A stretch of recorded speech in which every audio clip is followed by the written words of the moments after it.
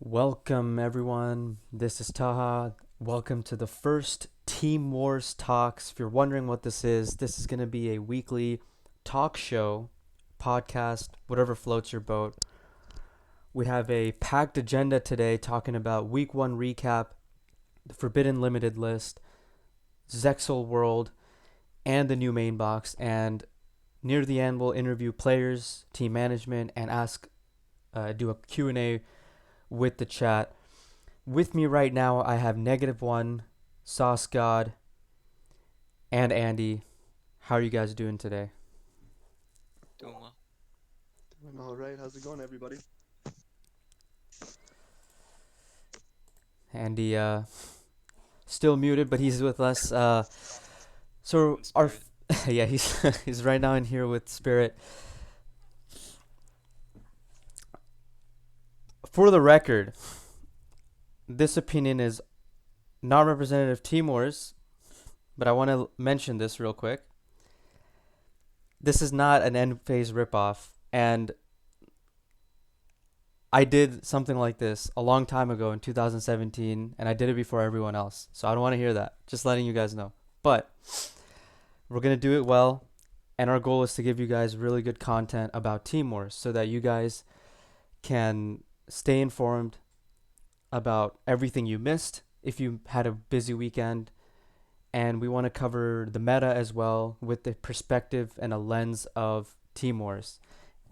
But yeah, End Phase is a great show. I love it. I've been on it many times. I'm just mostly joking around. But anyway, let's get it right to it. So first match on Friday, the only match on Friday, was Sun Clan versus Switcheroo. And a lot of us expected this to be a very close match, but also a match where the teams are going to be extra careful because at the point, the Banlist hadn't been out and Karakuri was the best deck. But, I mean, looking at this match report, we only saw one Karakuri from both teams. What do you have to say about that? It's kind of surprising. You'd think, especially for when you have Japanese teams, they typically are more willing to run the best deck or more aggressive decks. Since Karakuri is like, the most aggressive, and well, might not be the most aggressive, but it's the best deck, and it's fairly aggressive. You would expect like a great deal more in a match like this. Yeah, I definitely agree with that. Sauce, you want to contribute to that opinion there? Yeah, I couldn't agree more with his take. Generally, with a Japanese, maybe better to say like an Asian area team, you're gonna see more of that, like the more of a tendency to bring for Karakuri, that sort of a lineup. From Sun Clan, I really wouldn't have expected to see that. If that would have happened, I would have kind of been surprised. They brought pretty much exactly what I think. I think the last meta was more of a triangle than people give it credit, I guess, or say that it is. It was more of a triangle with like a Karakuri outlier, and I don't think that at least in Team Wars format, I mean, statistics kind of show it too on how much it was brought that Karakuri was as devastating or had the potential to be as devastating as it was. There were checks and balances for it for the most part. And we finally have Jano joining us. Jano, how are you doing? Hello? Yep. Wait, We give me 1 second. Oh, no problem. So we'll move on a little bit in this match report. One really key thing that we noticed in this match report was that when you look at both teams, they had a slightly different idea of the meta. Now you'd imagine, okay, both teams didn't bring much Karakuri, so they were gonna have a similar idea of the meta. But when you look at Sun Clan, you know, you see Blackwings, you see Triamids, and you see E-Sabers. But when you look at Switcheroo, you see Shiranui, which many people last week had thought had fallen off very hard. You see Cyber Dragon, which people don't respect as much, and you see SSA Crystons. Do you guys think that this difference in meta understanding was the difference here, or do you think there's more to it? I think there's more to it. Like you're on base, but you see Witchcrafter from Sun Clan as well. I think going with Witchcrafter, Blackwing, and E-Saber is really safe. Was really safe. That was the really safe way to build your lineup last week, in my opinion. So they played it safe, and what you really saw was Switcheroo, as Neg pointed out, was willing to do the riskier bits, right? They led SSA Crystron. That wasn't something like Karakuri was the safest lead, maybe Invoke Neos, but I would say Karakuri. But they went SSA Crystron. They brought, Invoke Neos that streaked, and then they brought another one and it streaked again. Like you said, Shiranui and Cyber Dragon, they were willing to take the risks, and in the end, I think that's really what paid off. Yeah, Andy, you want to comment on that? Sure. I think I think because it's the first war of the season, a lot of them might have been a bit more timid to bring a deck that could be high risk, high reward, like Karakuri. So they try to rely more on like I guess like kind of like what Sauce said with the Witchcrafter and the Element Saber, just like decks with very like where their matchups are very like straightforward, right? Like against X matchup, it has an extremely high win rate, like confirm like guaranteed counters type of deck. Yeah, definitely. So I guess that's it for this match report. If you guys have any other comments, please do add. Neg one, I know you didn't get to comment too much about it. If you want to add anything, feel free to do so. No, I said something at the start and that generated most of a lot of discussion. So Yeah, no worries. good. So Yeah, I agree. That's the main takeaway as well. yeah, not much Karakuri. That definitely is the big part here. The next, Actually, I have a small comment on. yeah, sure. Let's talk about I that. think like the most common build of Karakuri is kind of awkward to use in Team Wars. just because a card like Trunade in a deck like Karakuri, you send it into a matchup, you send Karakuri into a matchup that Trunade is probably not good in, and then the first deck that they use to counter you is probably also a deck that Trunade is not good versus. So then you're not getting much value out of Trunade until like in the first few games. I think that also contributed a lot to like maybe teams early on not want like for the earlier wars in the week not wanting to bring it. Yeah, definitely true. So I think what we'll do is for the convenience of those in the chat, and I'm sure they'll appreciate this more, we'll probably speed through the match reports a little bit since it is going to be a completely different meta now. But really good observation there, Andy, and I think that did make the difference in some of the matches, as we'll see in a little bit here. Let's go and move on to our next match. We had Garuda versus Toon Squad. Toon Squad's first season in Team Wars, but a lot of the players that played, in fact, all the players that played in this match versus Garuda, all veterans in the Team Wars format. 10-7 Garuda. Anyone want to contribute some thoughts about this? I can if I just take a quick look.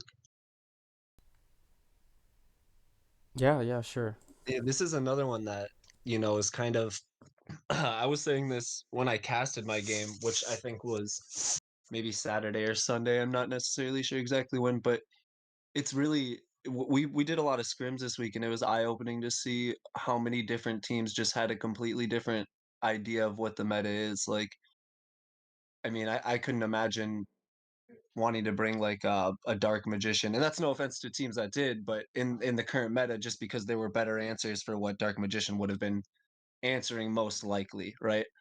And I think you see a lot of those kind of decks, right? Like Blue Eyes, where it's like Blue Eyes is a good deck, but maybe because of the current meta that we were in, what decks were the best, it wasn't necessarily the best pick to bring. But again, I mean, it paid off for Garuda. They're the team that brought both of those decks. I think I don't see a Blue Eyes over there. Yeah, I mean, they're the team that brought more of the spicy decks, and they ended up winning. Yeah, any other comments about this game, guys? Brought more of the I definitely agree with the unconventionality of this. You look at, well, there are some metas where like there's a very clear triangle. I think of, for example, Black Queen's Dark Lord's Element Saber. There was a very clear like one beats the other in that sort of format. And as Team Wars gets more figured out, like teams will generally go towards their favorite triangles. But there are times where when the meta is like less understood, teams will move towards like less understood strategies, like Blue Eyes or Dark Magician. Not to say that we don't know what the decks do, but they are not in the triangle. And right. And just to piggyback on that, what teams are trying to accomplish when they're doing that? Like if everybody plays into the triangle, you're doing back and forth. You win a deck, I win a deck, you win a deck, I win a deck, you win a deck, I win a deck. Unless people are misplaying and throwing, that's the only thing that's really going to change that for the most part. When you do throw in these like random, unconventional decks, you can start to break that, and maybe you send in a Blue Eyes and it beats both of the pairs of the triangle because you didn't expect to see a Blue Eyes anyway. So I think that's sort of the theme that a lot of these teams are going for in this week one. Yeah, we do have an active poll going on in the chat right now asking whether or not we should speed through the match reports. Our goal is to give you guys good content, and so if you guys want to skip through, want us to kind of speed through these match reports, maybe 1 minute, 30 seconds about each match report, then we'll do that. But it looks like it's a landslide of speeding through the match report, so we'll do that real quick. Garuda 10-7 Toon Squad. We'll move on to the next one. Rookies MY, I think we can focus a little bit more the discussion on, I guess, the teams themselves rather than the actual meta. And so something I want to comment about, MY, we were expecting higher expectations from them this season. Definitely, didn't do as well as they wanted to last season, going 3-7, I believe, or rather 4-6. But rookies winning 10-9, I mean, definitely a tough opponent. James, what do you think about that? Yeah, I was gonna say like losing 10-9 to rookies, especially when they went on a 3-game win streak with Element Saber at the end. I mean, that's nothing to scoff at. MY did well. I didn't watch the game. I'm sure they did well. Rookies is one of the most consistent Team Wars teams that we've ever been blessed with having in our league. Yeah, Neg, you want to add on to that? Uh, I mean, it's very close. So in very close wars, it's hard to pinpoint like exact points where mistakes were made. I suppose in blowout wars, it's much easier to say, well, here, if you had a better answer, then you could have solved your problem. But in 10-9s, uh, you can't really be too mad about the outcome. I suppose it's a In the lot end, of only one team can win. you Yeah. say that again. Well, we did see some Shiranui grass play from rookies and MY, both of them, and it's unfortunate we won't be seeing that deck probably anymore at this point. But both teams did get a Well, decent, knock out of it. 1-1 on rookies and 2-1 on MY. But rest in peace for the final time, maybe. what do you mean maybe? The card is banned. Or yeah, I mean grass. It'll never come back. Yeah, I mean Good riddance. it'll never come back. I'm just saying, like, It's one of the worst cards that Konami has ever printed Oh by yeah. far. Well, and Debatable. that was a personal attack to Andy. I'll let you know that right Yeah, away. I'd debatable. like to second his statement in that case. All right, Bricks and Potatoes versus Claw Clan. Andy, you were the star of this war. Team down 6-8, and you went 4 in a row. You didn't um, get interviewed after the match, but we'll do that right now. You come in, Andy, 6-8 against a team like Claw Clan that has the potential to just beat any team. What was going through your head when you came in down 6-8? I don't know. I thought I was actually I'm not too nervous in these type of scenarios anymore, just because like this is what season 8. We've been here before. Yeah. I think I had like a good deck to do it with, so it's nothing too worried. Like I guess like to mention a point about what they were saying earlier about the 3 deck formats. Like one analogy I used for it is like you can call it like rock paper scissors, and then in Team Wars your strategy is more so around like how many of each like rock paper and scissor are you bringing, and then when you're countering, do you choose to counter with like do you choose to counter rock paper, or do you choose to like not use the paper and you choose to just send in like a rock into the rock, right? But this type of meta is not like that because there's a lot of different decks that don't abide to like the RPS meta. Like Karakuri is a great example. I think Witchcrafter is another good example. Just like decks where their answers are not necessarily like they're the decks that guaranteed beat them are not part of the RPS meta, and then like the decks within that meta are not like guaranteed to smash them either. Yeah, So well said, yeah, I Andy. think those type of decks are really strong for like streaking, but like sometimes like those type of decks aren't good enough to be used in like meta in like certain meta. Yeah, you only needed one deck though. You had 2 lives. Only made sure that you didn't. You made sure you didn't show that second deck. But going forward now, congrats again on that run and the win, Andy. Thank you. All right, we're gonna go on and cover that next game. We got Pharaohs versus Diffusion. Um, Now this was a highly anticipated game as well because it's the defending champions. We all know the history of Team Wars and defending champions. Aside from D-Draw, they've all struggled a little bit, especially near the beginning of the season. But Diffusion being quite the exception, 10-8 against Pharaohs. You guys have any comments about this game? Very Yeah, easy. this is a prime example right here of I do agree with Andy, however, I want to say that like I did think that this last meta was a triangle, but it was nowhere near as defined of a triangle as we've had in the past. However, like I mean you can see it right here with Diffusion, right? And this is one of the best teams in our league. And they won last season with this same mentality. You can see it in the match reports. Like besides the Shiranui, which is a lead, so isn't really the same thing. This is they just built their lineup around the triangle meta, which I mean that was the safest way.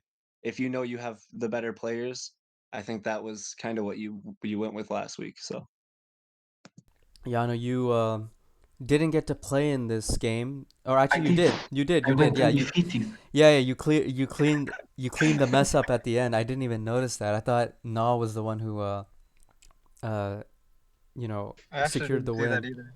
Yeah, I it just was thought it was so like no, no, it's no, so no. small Yeah, at the bottom. Yeah, so Yano, I mean, you clapped them to pieces. I mean, that's a good how you contribution. feeling, man? Yes, this like about the rock paper scissors. Like for last season, that's exactly what we did. Like for the playoffs, it was three Black Wings, three Sabers, three Witchcrafts, top eight, top four, top two, or finals. That's what we did. Now Karakuri comes in. Now things change. We also had the Gracia Nui, which we got pretty unlucky with. Um, but it was comfortable game. There was only one mistake here we did, which was sending the Black Wings into the Evil Eye. That should have been me with the heroes. Um, I don't know. I was kind of away, and I don't know why this was decided like this, but this was very wrong for multiple reasons because we needed this deck later on. Thankfully, Nog left with his own Black Wings, but it could have went pretty wrong there. But yeah, it was after that, so it was very comfortable. Then Evil Eyes, oh, we're like, oh no, and then it's very comfortable again in the end. So it is what it is. Well, thank you for Um, that, Yano. I mean, you guys are gonna learn from that mistake, and make sure you apply it next week, right? Oh, there's Or this nothing week. to learn. There shouldn't have been no mistake there. We like before the match, like we don't decide during the match. We never, or I never decide during the match what we are gonna send in. Like if our opponent has a witchcraft and we need to counter, we know exactly who is going with what deck, and if that one player is gone, we know who is the second best option. So this was just I don't know. The evil eye was got some people nervous and some people got hasty, but it is what it is. I just want to say really quick, what Yano just said is like, in my opinion, Team Wars 101 and something that I think newer teams and people listening should really like. That's the information you should gather from that. I mean, you should know exactly what your first counter is, your second counter is before the game, and you can tell the teams that don't have that kind of stuff planned out, right? Because they're more prone to making these mistakes on a consistent basis. That's just something that you have to put the work and the time in, but it's always worth it when you do. Yeah, Yeah, well said, exactly. Sauce.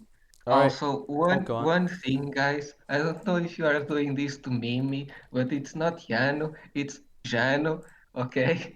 Oh. Please. Oh, sorry, I've heard people call you that, so that's Yes, I didn't know, but so many people say it. man, I apologize. I know some people do it for the meme, but let's move on. All right, it's Jano. Yes. Jano. Okay. Jano. All right, we're setting it straight, guys. Don't call him Yano or I'll come and find you, okay? All right. Going on to the next game, we got Neo versus Tier Zero. Neg, you were the man of the show in this one. Just like Andy, you were down 6-8, but unlike Andy, you had to play a deck that um, had to use up a little bit more brain cells. Can you describe your run a little bit? What are you trying to say? Um, okay, so uh, Neo, like interestingly enough, we've actually played them week one before. So I think in Tier Zero first season, season 6, we played them week one, and like we are actually I almost went 7-0 with Element Sabers. So this time we were down 8-6, and it's like, well, either I do that again or I'm a fraud. So I just did it again, but with witchcraft. Well, you did play a very interesting tech, or I guess not really a tech, but interesting engine choice with the Neos fusion in your witchcrafters. You can't do it anymore, so I'm sure you'll be open in talking about it. Can you run us through your train of thought when you were thinking about how that would put you in an advantage during this war? So you think about Witchcrafter, and generally the agreement is that Witchcrafter struggles in the early game. So a card that's very effective in the early game is Neos Fusion. So yeah. Okay, and you did Um, open it out of 4 games. yeah, that's true. So something like Machine Angel Ritual, it's not a bad card, but like uh, I don't really like cards that only have value in graveyard, you know? Like, sure, you can say, oh, it has value in hand as it's a different spell, but like, I prefer cards that have value if I draw them or if I mill them. Generally, if it's only good in one situation, I think it's questionable, in my opinion, at least. Okay. But that's partially because I run like the removal build. I know a lot of people run the recharge version, which mills more. And in that instance, I can see like running Machine Angel Ritual because you're milling a lot more cards. But if you're not milling a lot of cards, you actually just want cards that have value in the hand. Right. That's Uh, my thought process. I did interview you during the game, and I asked you how, Monka-esque you guys were with that Lightsworn deck. Um, Looking back, do you guys feel like in that week, do you guys feel like maybe if you had to do it again, would you have considered bringing a Lightsworn deck? Um, Like, let's I say, think we tested yeah. it and it was just not as effective as we wanted it to be. I know it did well in KC Cup, and generally we're not opposed to trying decks that, if they have proven to be effective, we will try it. It's just that Karakuri is such a strong deck that we prefer to run more Karakuri instead of Lightsworn. Fair enough. All right, we'll be moving on to the next one. BZ versus X Hunters. This match it was 8-8 at one point, but Jon Snow coming in at the end with the 2-0 with Witchcrafters. Uh, James, you've been quiet for a minute. You want to add anything about this game? Yeah, this is another one that I didn't really watch, so I'll have to take a look. BZ, X Hunters, both great teams, both brought great lineups. And this is another one of those situations where like this could have easily been 10-9. I mean, this is as close as it can get. When it comes down to your two last players, it's really, you usually your lineups kind of had its toll taken on it. You don't get to prep as much for what your very last lineup is going to be, or your very last deck pair is going to be, unless you like somehow meticulously crafted the perfect lineup and knew what your opponent was going to send. Um, but yeah, I mean, this is a pretty close game. Shout out to Bruno S.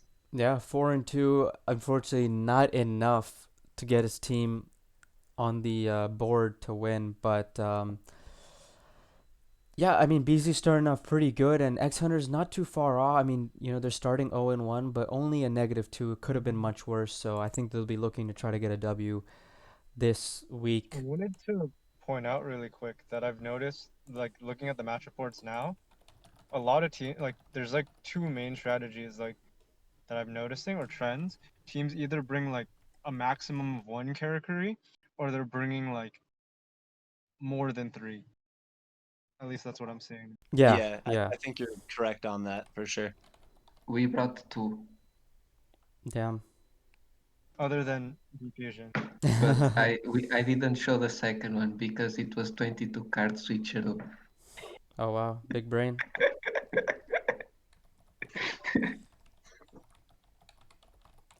All right, we're gonna get into the next one as I update this caster's command in the chat. The next match report: Draw Sense versus Divine. Now, I do want to spend a little bit more time talking about this match report, not just because it's the match report, but the teams involved. Divine coming back last season with a bang. They went 6-4, more than plus 10 R&D, and they made the playoffs, losing to the eventual champions Diffusion. But on the other hand, here we have DrawSense, who's one of the newest, or sorry, one of the only Korean teams in Team Wars. They got added this past offseason, and they definitely put on a show, especially Punch going 4-2.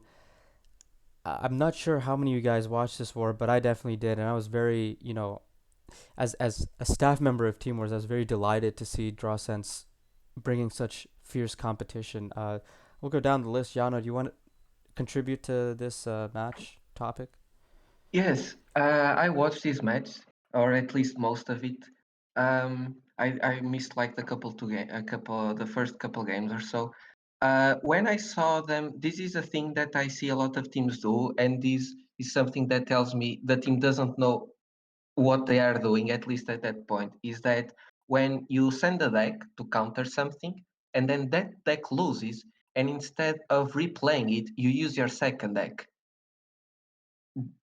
Like, if your first deck was good at the point for you to use to counter it, why are you now choosing to use another one? Which they did in the third match. They sent in the Karakuri, it lost, and then they decided, well, maybe Karakuri is not that great. Let's try invoke Shirano instead. And at that point, when I saw like match for starting, I was like, okay, Divine is gonna take this easy. And then punch happened, time happened, and Punch time, the best like duo. I can tell you, this is something that there is, like, when you look at the pairs from Divine, I don't know how harsh I should be on these teams, but there's a lot of pairs that are not what you want in these situations. Like, you can watch, for example, after that great start from Victor, you have like Punch coming in with a Dark Magician. Dark Magician beats the Sabers, what you expect, and then instead of having something that beats what beats the Sabers, you have Dark Magician, and now you're in a mirror, and you want to avoid these situations, especially early on, because sometimes near the end they happen. But like, when your second player is forced into a mirror, an expected mirror at this point, it's something that shouldn't be happening if you want to be at the top level. And then you see this thing happening again with the Karakuri Witchcraft. Both don't do that well versus Blackwings, especially level reduction. And I don't remember if he was using Blackbird Close, but that would be the cherry on top. Reduction with the Blackbird Close, which was a deck we also brought to counter these two decks. So this is a pair you want to avoid. And then after this, well, the I see it again in area. You have Blue Eyes and Black Wings. Blue Eyes is weak to Black Wings, and then you have another mirror. Like, I don't know. I Yeah, think you this is divine pairs were not that great. yeah, They and you were in have a lot of mirrors because lack of preparation, in my opinion. you have a really good point, because if you look at the match report, you'll see that they won games with their first deck and then they lost two in a row. And so you see Victor Lee, he started off good, but then he lost two in a row. Luxa came in, he won one, then he lost two in a row, and then Mars came in, he won one, and then he lost two in a row, and then Let It Break won one, and he lost two in a row, and then Harry won one and lost two in a row. And what that really means is that systematically the plan, the combos were just not good enough, or at least versus the plan that DrawSense had put out. Now you do mention a very good point that it doesn't matter what team you play against. Some of these combos were weak in general, but Yes. some of these other combos like Witchcrafter and Invoke Neos, those are very common this week, uh, and it didn't do quite well, just because it's not as good of a combo, but it was a very common combo this week, and DrawSense just I ripped think through that's it. more of like a lead combo though. Like Yeah, definitely, Like definitely. the show of night, the witchcraft losing to the sabers from Let It Break. I think that was just unlucky because witchcrafters do have the advantage unless he was playing some weird build. But like I touched on the four last players, but even Victor Lipper, if you look at it, both Invoke Neos and Blackwings lose to Sabers. And even though Draw Sense used something else to counter it, they still both lost to that And we because do it actually was have invoked Punch genuinely. in chat. Punch is saying whenever he restarted or whenever he played the restart DM, they thought it was going to be Karakuri. So he was masking the Karakuri there. And, congrats again, Punch, for doing well on your team. 4-2 in your first game. Very, very good. But, I'll point out that I think in this, I mean, I want to say format, but it's only been 1 week, so I guess this past week, I think it was really hard to pair your Saber deck because, like, two decks, Dark Magician and Witchcrafters, are really strong into Element Saber, but they both attack the deck in such a different way that there's not really another deck that counters both. Black. And no, but the problem with Black Wings is that you have to build it differently to counter each of the decks. Yeah, you're You not can't wrong on that like for sure. if you play a Blackwing with Close, you're not going to be beating Dark Magician, and if you play it with Cosmic, you're not going to be beating uh, Witchcrafter in the same way. yeah, that's a solid point. And Yeah, I think a that's a lot good of point. teams face that Just open limitation. season, bro. Yeah, good. Go ahead, no, Neg.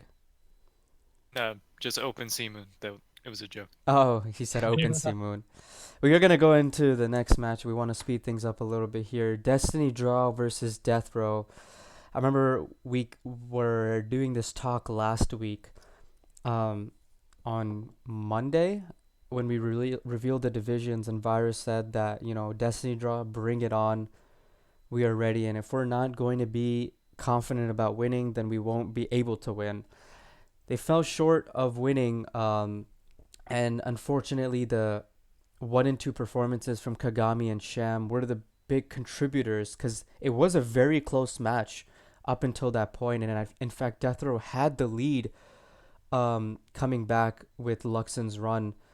But unfortunately, they weren't able to close it out near the end. Death Row was 4-6 last season. We were looking to see them do a little bit better this season. Now we can't, playing against Destiny Draw, that's very difficult. But got to head out now, but good stuff. thank you for the sub, Nova Mortis. Hopefully we can get you on in here next week. But guys, would any of you have any comments about this game, especially Destiny Draw? It's very interesting to see how they're thinking about the meta, given that they've been so dominant in the past 2 seasons. Yeah, I mean, I don't have anything deeper than that to say. They're the most dominant team in the league. They went undefeated throughout the whole season, 2 seasons ago, constantly doing well. Whatever they're doing, they're probably doing it right. Yeah, I couldn't have said it any better there. Neg, looks like you wanted to say something. Yeah. I think you glossed over it a little bit when talking about the Defusion match report, but just the champion's curse, air quotes. That was like a long-standing, I suppose, tradition in Team Wars that whoever won just like scrubbed out the next season. But I think D-Draw doing so well is very healthy because it kind of just blows the curse out of the water. Like, really, it's just people getting lazy, and D-Draw doesn't get lazy, so they're not gonna just scrub out in before playoffs. I disagree with that because at the beginning of last season, I think either for Clan Wars or Team Wars, Deidra was doing pretty bad, and Soon DM'd me and he was like, "Andy, help me." Oh, well, I think that was for Clan Wars. I'm pretty sure they started off pretty Plan weak. for sure. We And played them week 2, And and then we that were was when I told him about the Champions Curse, and he's like, "This is exactly what's happening." But they Yeah. managed to pick it up before like it went too far. Well, I think one of the things was they brought back Matsu. well, here's another thing, Andy. They went 8-2 last season. I mean, Yeah, they didn't start No, off bad Team Wars I at all. remember. I forget if I think they lost like the first or second week, and that's when I was talking to him. But like after that, like they just started picking it up. I really think that like it was around the same time that Matsu came back, and I think I think that had a lot to do with it personally, but Okay. not Um. not to say it doesn't exist. If anything, I'm saying that next point about laziness is that is like why the Champions Curse exists. For sure, 100%. We've all seen it happen. Some of us have been a part of it. All of us have been a part of it. That's just how it goes. Yeah. Oh, yeah, maybe not Jano, but Not yet. Not yet. Not yet. Yeah. Please, don't think Starting off well with the week 1 win. We'll talk more a little bit about your guys' week 2 matchups later in the show. I didn't actually put that in the discussion section on the top right, but I'll add it for sure. Let's move on to the next match report. 12 o'clock Cheaters versus Forbidden Ones. Now, 12 o'clock Cheaters being the other Korean team that joined us this season, one of the only 2 Korean teams right now. And for them, not doing as well, struggling a little bit, but also playing against one of the best teams in the league in Forbidden Memories. But it looks like Zeta Mazurek just 2-man show, and then Sengao came in and hit them with the final blow. Now I do want to talk about 12 o'clock Cheaters specifically in this match report, and the deck pairings they had. Do you guys think that it was just more about their misplays and stuff like that, or do you think it was also about their deck choices? Because there are some interesting picks here. So I didn't watch the war, so I can't really talk on how anybody played. Forbidden Memories obviously is one of the best teams in the league. But yeah, I mean, like what Jano said, I don't want to be too hard on any of these new teams or anything, but you can just kind of see a disconnect here. And this is the sort of thing that you see with new teams anyway. Like even when D-Draw first joined their first season, they went 5-5. I mean, they're a team that can go undefeated through a whole season now. Like there is generally a learning curve in Team Wars that you don't really see in other leagues just because it's such a unique league. And if you don't get those points down that Jana was talking about how you have to build your lineup and you have to put in that work to be ready for certain situations, you're gonna see things like this happen to your lineup. Well I said, think Sauce. Yeah, go on, one of the Andy. things, like coming into this week immediately after KC Cup, Karakuri was kind of like the elephant in the room. Like not everybody was willing to bring it, but everybody was willing to counter it. And like I'm pretty sure no team would lead a deck that would lose to Karakuri. Does that make sense? Oh yeah, that's definitely correct. They either led Karakuri or they led a deck that they felt confident But against like I think Karakuri. a lot of teams went the route where okay, like even if our deck does not like completely destroy Karakuri, we will not bring a deck that has that loses to it. It will always be a deck that can at least go even, probably advantaged, like force them to open really strong. And like that's kind of what happened here with Element Saber, right? Like it's not that Element Saber always beat Karakuri, but they have like the tools to be able to beat them. And so bringing Karakuri brings you no real advantage, at least not this week. And with the ban list, probably not for weeks to come. But Yeah, that's like, kind of how we read it as well, Andy. hmm yeah, I think I thought it would be a very like common mindset where most people are just like, well, Karakuri is so popular, we can't bring a deck that we cannot lead a deck that loses to it, or else our second deck also will probably also lose to it. It's just not worth the risk.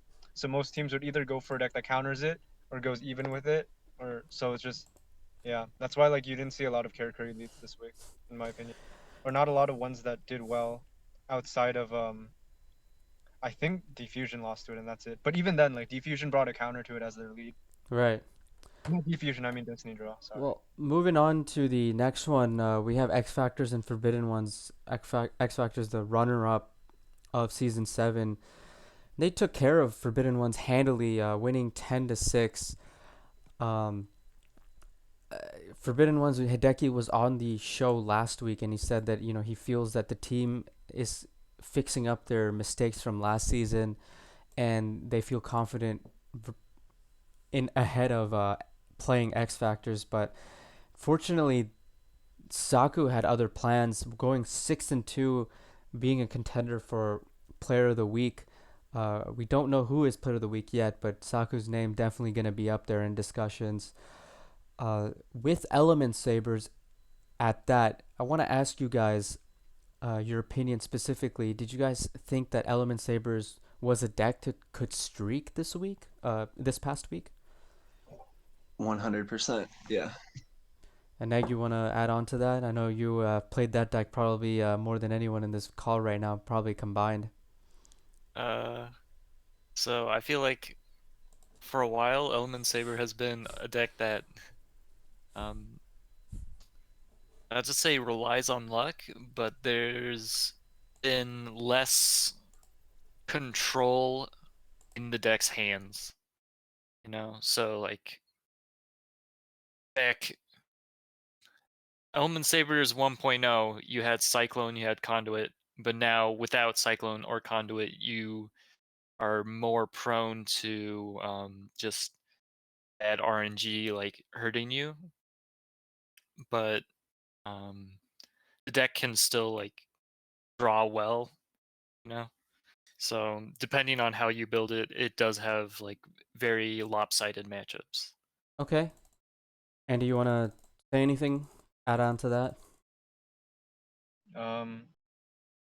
Not really. I think he has a really good point because like a lot of the matchups that you would send Element Saber into, you would send them into because Palace is a really good card. So if you don't open Palace, then it's not a match. Yeah, that's a So in pretty that good point. sense, it does rely a lot on luck. The deck now will not be opening Palace that much, but we'll get to that later. Next match report: SEM versus Phoenix. Das, this is your topic right here. You guys took care of things pretty swiftly, although it looks a lot easier on the match report than it actually was. I know there was a issue that occurred, but aside from that issue, what do you think about this war in general? Our war was really, I mean, this was, it could have gone either way, honestly. Like it's 10-4. We won by a lot, but it was not that uh it wasn't like easy like you said. Like if you look at it, we both started the same lead. Um that's why they repeated Blackwing because they obviously had Witchcrafter on the back end of that. So we both went with the same lead, which definitely wasn't a lead that a lot of teams were going to go with, and we knew that it was a risky lead, but we had a pretty good read on wanting to do it. It didn't work out, but it ended up working out in the end because we won 2 mirror matches against Blackwing. So you can't uh, you can't train coin flipping skills. That's for sure. That's something you're born with. Um, yeah, I mean, and then you get down, we're up. That gave us the counter pick advantage, which is really good because we went into this, like I said, with that rock paper scissors mindset, and getting the counter pick advantage early is absolutely what you need to do when you're playing that sort of a style in Team Wars. What ended up happening, obviously, with the DQ wins, sort of just pushed it over the edge, and then at that point, I mean, we were up. I think what is the DQ wins put us up like 6-2 or something. Yeah, six to Eight two. eight to two. Well, yeah. Well, I mean, after the DQ wins, we won more, but Yeah, at yeah. 6-2, and we really weren't too worried at that point. Our lineup was built to handle anything. We had our secret Curry counter that I'm not going to release, ready to go, and like I mean, we were on the moon at that point. We had no chance of losing. Yeah, I Not mean, releasing a counter for a dead deck. It's not well, we'll talk Not more dead, about bro. that. We'll save that topic for later. Very soon. In fact, we only have a couple more match reports to cover. Thanks for that, Sauce. Um, Lost Tribe and the Immortals. We're gonna quickly cover this real quick now. Lost Tribe, new team. Both the owner and the manager were on the call with me last week on stream, and they were very confident. They said that they wouldn't have joined this league if they didn't believe they could win it all. And making a statement against Immortals, a playoff team from season 7, 10-7, winning pretty handily, I would say. Francesco, uh, cleaning it up at the end with the 2-0, with the Element Sabers going 3-1 total. I don't know if there's many comments to be made about this match. I mean, they seriously just dominated with their Element Sabers and Witchcrafters, but mainly the Element Sabers, which went 5-1 in the war. Any quick comments from anyone about this? Yeah, Lost Tribe is a new team, but they do benefit from having players that aren't new to this format. Like Andy the Core was just on. I mean, he just got a ring last season, so you Yeah. know So they. yeah, go on, go on. Oh, go ahead. I was gonna say, Yano, you streamed this match. You want to say anything about this? Yes, I did. And one thing I talked about is that, like, even though, for example, Andy didn't play that much last season, I actually think he didn't play in Team Wars, but he was still around a lot of the time. And like, I look at the lineup, and I see a lot of the like, this is a lineup I could make. And so, like, the pairs were really good. They also played fairly well. There was a few very sad breaks from the Immortals. I remember Sasuke break, like, both his losses with Witchcraft were breaks that he just didn't play, which was unfortunate. There was also one iffy play here and there from a player or two, but it is what it is. Sometimes you win, sometimes you lose. Both Yeah, teams sure have the chance to qualify for playoffs after what I see in week one, at least. yeah. And now we are getting into. I think this might be the last one, but we are having Duel Links Taiwan versus God's Chosen. Wower is actually going to join us here on the call in a second, but not the result God's Chosen wanted. Canon 4. They saw this result, something like this happen quite often last season. A lot of their losses last season being um 10-4, but Wower, you're on the call. Welcome. You want to talk a Hello. little bit about this game and what went wrong? Yeah, I think the problem was not really the strategy, it was more like the games itself. Um, we had a lot of unfortunate losses, like Reigns loss, Shernui Grass against Witchcrafter. It's supposed to be a counter, but she just bricked like very many unfortunate matches, I think. Well, you did also play in this game. Can you talk a little bit about your games and what went wrong in those? You played against Trimid at the very end, and it went 3-0. Sent Blackwings and Witchcrafters. Want to talk a little bit about that? Yeah, sure. Like in the Blackwing against Triamid game, I had a decent opener with Hawk, Animaru, Simoon, like the basic opener you can do. But he just had that treacherous trap hole. I don't think there was anything I could have done. After the match, I analyzed the game. Like I thought what happened if I summoned just Rakiri and passed on um, level 3 tuner, and I don't think I could have done anything in that match. It was just the lucky TTH. Well, And the same in the last game. okay. I want to talk to you a little bit about your matchup next week, but we'll save that for later when I do talk with everyone about that. So you can, feel free to stay on in here, and we'll cover that topic later. But you're, I do want to ask before we move on to the next match report, how your team is feeling. You had a lot of losses like this last season, and you're starting off this season with something similar. You guys doing okay with the confidence level, or what's going on? Um, I think the no, we actually are motivated. Like everyone is hyped after XYZ. I see them talking all day, testing new decks, and we're ready for the season. New meta, new team. Sounds good. Yeah.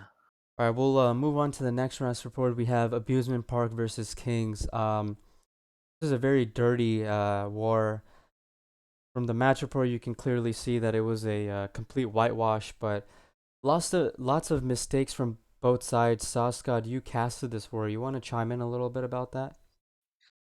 Uh, yeah, without being, again, rude or anything, it was a lot of fun to cast, I guess. Me and Hideki had a blast watching. But this is like a classic case of a new team that maybe isn't quite sure how Team Wars works yet, and they need to sort of figure that stuff out.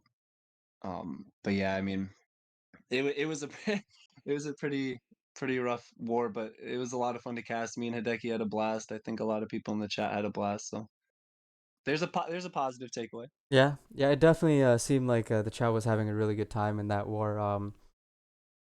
Abusement probably definitely bringing a strong roster with big names, ASAP, Wayne, and Buns. Buns also going 3-0. A bit overshadowed by Eggs run there, but anyone else want to contribute and talk about this game a little bit? There aren't anything else to add.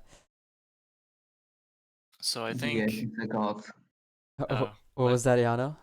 The egg is a god. He just intimidated all his opponents into misplaying. That is I actually what thought this war was very hard to watch because Yeah, I agree with that. I feel like there was a lot of mistakes that went unpunished, which was the issue. Like, I feel like when that happens, I can't watch it. You know? yeah, I definitely I feel think that. that's actually what Team Wars is effective at, is like punishing mistakes. Like Yeah. what you see is that in like tournaments, because it's best of 3, like there's a degree like leniency. Like you could make a mistake in one game Yeah. and then not like lose Like the you entire could set because of exactly. it. Like you could like not know a matchup, lose game 1 and then still win because like you have like in addition to like having 2 more games, you can like side better. But like with Team Wars, because it's best of 1, like every single loss is really big. it's a really unforgiving format, and even the PDS rule barely helps that. It's a really unforgiving format. Well, I wouldn't Yeah. say The PDS barely. rule, I wouldn't the say PDS barely. rule, Rule it helps you in the sense that it reduces RNG, but if yeah, you're making exactly. mistakes, it won't save you from your own mistakes. Which is That's good. what the PDS rule is one of the best things that we've added into Team Wars. Yeah. But if you're making mistakes and you're getting punished for it, even having to use that repeat is sometimes super detrimental. I mean, I'm down to throw away season 1, 2, 3, 4, and 4 from the history books, you know? Yeah, just no fun. Let's keep season 5. Yeah, James and Neg 1, or Saska and Neg 1 definitely don't want that being removed from the history I don't think season 2 counts. season. I'm just Well, yeah, hopefully Kings, bounce back next week. We really want to see new teams doing well in Team Wars. Or at least, competing at a respectable level. And I believe in Kings to bounce back. Claude, definitely a passionate leader, and hopefully him and the other management on his team will be able to bring them back into shape.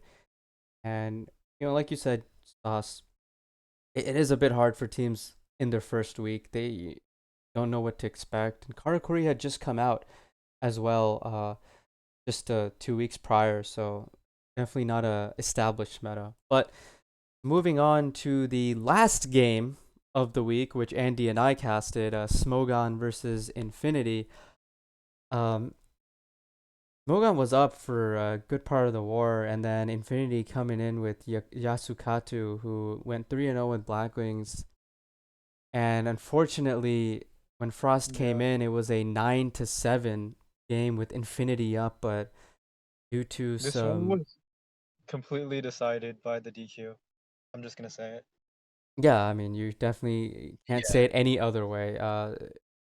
Smogon definitely getting a breath of luck there, a second chance, as Sperific said in the interview after, and he said we got a second chance and we weren't gonna take that second chance for granted. And Sperific definitely didn't take it for granted, did not take it for granted, going 5-1 after being knocked out 1-2, which got reversed because of the DQ.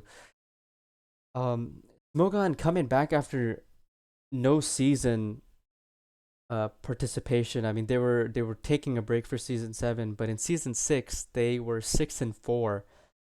Do you guys think that they performed as expected, or you think that there's still a lot of work for them to for them to be done? Can't talk right now. Coming off a rusty 10-7 win. I don't think they played horrible, but I don't think like this type of win is a win that you can be happy with. Like this is more or less for them. Like this is a loss that doesn't hurt their record, and they should they should try to get the most out of that as they can and learn the most out of this war. A lot of times it's really hard to improve if you're winning, but like with this one, I think there's a lot that they can look back on and they can make adjustments to their strategy or their play. Yeah, I definitely agree with that, Andy. Now the final thing, guys, we want to talk about, and actually this isn't public yet. Uh, so make sure to, if you're tabbed out right now on the stream, you're just listening to us in audio only mode, which is respect it. But what I'm going to do now is show the meta analysis of week one. Now, obviously, we are in a new meta now, but we all had expectations coming into week one, and I will like to say that those expectations were pretty much destroyed by this meta analysis. And I'm going to put it up on the screen now. It is now there, the meta analysis for week one. The first thing that comes and pops out to me is that Karakuri was 43.3% win rate. On Twitter earlier last week, I said that I think it was going to be around 52 to 54%. And I think I overestimated teams, to be honest. We talked about this a little bit earlier, where teams either brought one or brought three or more. And the teams that brought one really had little to no success with that one Karakuri. Neg, I want to start with you here. What is your take on this match report and what transpired on week one? This data is very interesting because, for example, if you look at like the DLM tier list, there are much more decks on here than like you would consider top tier. Mm-hmm. You know, so for example, Dark Magician, Blue Eyes, Cyber Dragons, like those Triamid, decks, yeah, Triamids. which went 58%, by the way. You know, it has its strengths. Yeah. So I think a lot of these decks, like where was I going with this? E-Sabers is What? missing from this, Yeah, I unfortunately. was just about to point that out. Yeah, Yeah. I just realized that as well. I'm gonna call out Xerix for that. Because that's a pretty big Yeah. piece. I think that E-Saber won a lot of those Karakuri matchups as well. Here, I can give you Yeah. guys the percentages from the database real quick, but continue on, Neg, with what you were saying. So I think Dark Magician, or there's a lot of fringe decks in here that like can skew some data a little bit. As for Karakuri, I know you mentioned like some teams either brought one or like a ton of Karakuri. It's very interesting to hear that because generally before the ban list and all the new stuff dropped, Karakuri was agreed to be like the best deck or like tier one. Very strong like representation in KC Cup, especially. Just like from that, you would expect it to be played more. However, I think because people were a little more timid about the deck, they brought less of it. People were more inclined to say, hey, maybe we should just try to counter it instead of bring it ourselves. But I think that might not be the correct mentality sometimes, just because of, at least in my opinion, I think Karakuri is such a strong strategy that like you should definitely be willing to bring more of it just to balance out the games that sometimes you rebrick or you get a bad opener just because of how streak heavy it can be. Yeah. Neg, I want to add on to that. I think a lot of teams wanted to use Karakuri as like in a safe way rather than using it in a aggressive way, which is the entire nature of the deck. And them using it in a very safe way was really counterproductive to their plans, and that's why the teams that only brought one for the most part, had saw zero success with it. But if you do look at the Karakuri um breakdown in specific, you'll see that the decks that um it usually people say have a higher win rate against, it didn't really do well against those decks, and you kind of wonder why that was the case.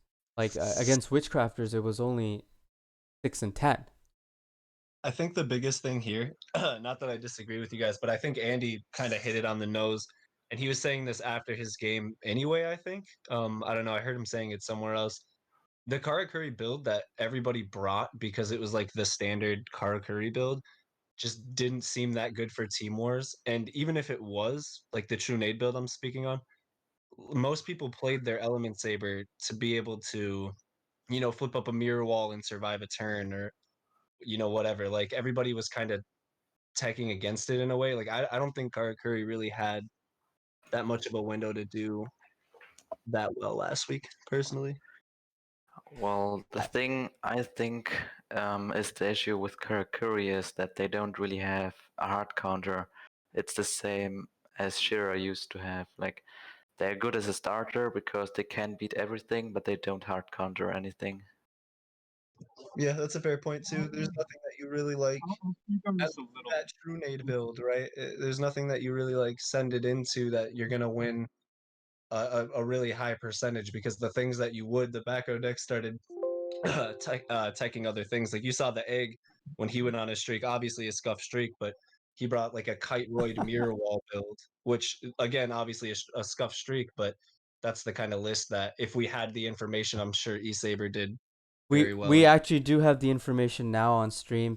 Shout out to Hazy for putting a hot fix on this match report analysis. It is slightly scuffed. I apologize for that. But this was our quick fix. eSaber's going 53.9% with or actually 50. There might be an error there, but it's around 54% win rate, and their only negative matchup, aside from Triamid, which was an 0-1, was Witchcrafters. They were 13-16. So when you look at this matchup table as a whole, and I'll send you guys that are on with me on this stream right now, I'll give you the image as well. But when you look at the match report or the match table, eSabers actually looks like the best deck, performing deck in Team Wars this week. Yeah, I mean it really only had that Witchcrafter negative matchup. Everything else was like if you built your eSaber correctly, everything else was like across the board at worst coin flip 50-50s, 55-45s. Like eSaber, in my opinion, was in a really good spot, especially because of that, and it shows from last week. So it looks like adding eSabers to the list actually puts Karakuri down to 39.7%, which is pretty abysmal. I don't know if I've ever seen a deck as good as Karakuri in a certain week, or perform that poorly. And as Negwan highlighted very, very clearly, I think a lot of it was a big part about teams not utilizing it in a effective way. And I think Sauce, you contributed to that as well. I think for Karakuri, like teams, like there's like two main approaches. One was like, okay, how do we beat this deck, and the other one was like, how do we use this deck? Like how do we incorporate it into our lineup in a way that we can win with it? And I think that for a lot of teams that focused on beating it and still brought it, then it's not nearly as effective because Karakuri does have hard counters that are, or it doesn't have like specific deck hard counters, but it has like specific cards that hard counter it, right? Yeah, Like you're saying, for Mirror sure. Wall, Need like Kite Roid. There were decks brought that were basically like playing a side deck's worth of cards just to make sure that they could beat Karakuri. Yeah, So because if like you only bring one, then it's not going to do that well because you're just going to win the one game. yeah, in Saber, like you didn't hurt your other matchups too bad to do it right. Like teching in for Karakuri didn't destroy the deck because people were moving to ETH and stuff this week too. I don't know what the breakdown is between D draw and ETH. I saw a lot of D draw streaks, but that was one of the things that really Well, made this week how it was. the most interesting thing, as pointed out by Vodka for free in chat, the win rate of eSabers versus Blackwings was only 50%. and Blackwings in general went 52.5% this week. Very interesting. You'd expect E-Sabers, most people were bringing E-Sabers with the idea that, okay, we need this for Blackwings because nothing else really can be as effective as E-Sabers, but only 50%. Neg, you want to comment about that? All right, so this is a controversial opinion that like I agree with this nobody, opinion. well, I guess some people on my team agree with me on, but I don't think Saber counters Blackwings. I think at best it's like a 55-45. Like back in the day, it was actually like a super hard counter, like 65-35 or like 70-30 matchup in favor of Element Saber just because of how effective the flip was. But the introduction of Pixie and like Necro and the removal of Cosmic Cyclone, all of these factors make it very difficult for Element Sabers to go second into Blackwings.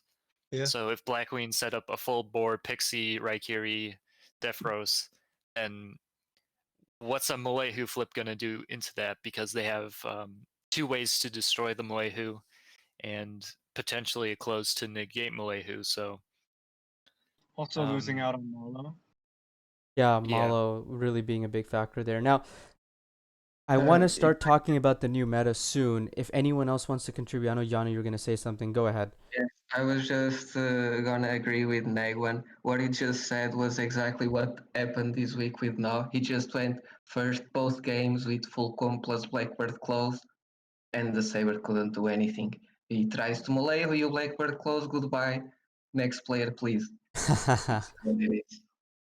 All right, we are gonna finally, after an hour, move into the new meta. Thank you guys for still tuning in and sticking along with us. But this is gonna be the most important part of this discussion now, as a lot of you are tuning in to get the opinions and probably not the full opinions, but the opinions of some of these great players and leaders of teams that we have with us on the call today. Now, I'm going to put the ban list up on the screen for you guys so that you guys can take a look at it. Can't find the file. Give me 1 second.